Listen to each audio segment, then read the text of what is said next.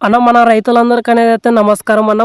మన మాంద్యం పొలంలో అనేదైతే మొదటి కోత అనేదైతే కోసినాం కదా! కోసిన తర్వాత 3, 4 రోజులు లేదా 5 రోజుల వరకు అనేదైతే పట్టా లోపల అనేదైతే కంకినైతే వేసి, పట్టా అయితే మూసిన తర్వాత 4, 5 రోజుల తర్వాత అనేదైతే తెరిచి ఈ విధంగా కాయలననేదైతే తీయడం అయితే జరుగుతుంది. కాయలనేదైతే ఈరోజైతే మనము తీసినాము. తీసిన తర్వాత పట్టా మీద అయితే ఈ విధంగా అనేదైతే ఆరేసుకున్నాం ఎండకి.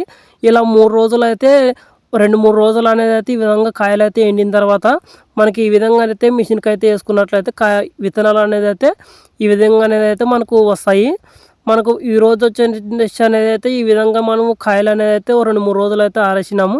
మా సైడ్ అనేదైతే ఈ విధంగా కాయలనేదైతే తీసి పట్టాలకనేదైతే ఆరేసి గింజలైతే తీసి మార్కెట్‌కైతే తీసుకొనైతే వెళ్ళి అమ్ముకుంటారు. మనకు ఆదిమ పొలం అనేదైతే ఇంకా అయితే ఒక కోత అనేదైతే పూర్తిగా అయితే ఉంది. ఆ కోత అయిపోయిన తర్వాత మిషన్‌కి అనేదైతే వేయడం అయితే జరుగుతుంది. ఈ విధంగానైతే మా సైడ్ అయితే ఉంటాయి. మీ సైడ్ ఎలా ఉంటాయో తప్పకుండా అయితే కామెంట్ వచ్చి చేయండి. మన రైతులందరికీ అయితే మన ఇన్ఫర్మేషన్ అనేది నచ్చినట్లయితే చిన్న లైక్ అయితే ఇచ్చి మన ఛానల్‌ని అయితే సబ్స్క్రైబ్ అయితే చేసుకోండి. మళ్ళీ వచ్చే వీడియోలో అయితే కలుసుకుందాం.